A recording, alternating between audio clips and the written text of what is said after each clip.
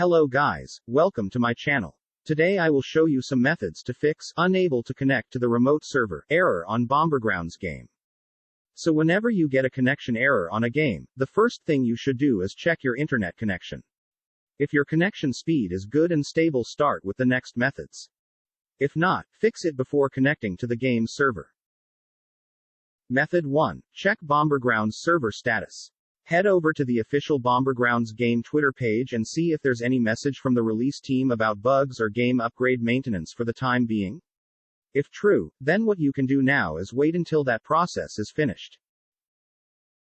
Method 2. Verify Bombergrounds game files.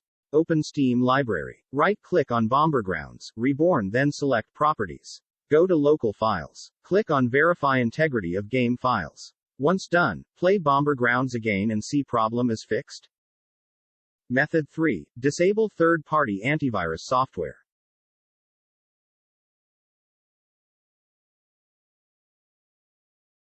Method 4. Restart your PC.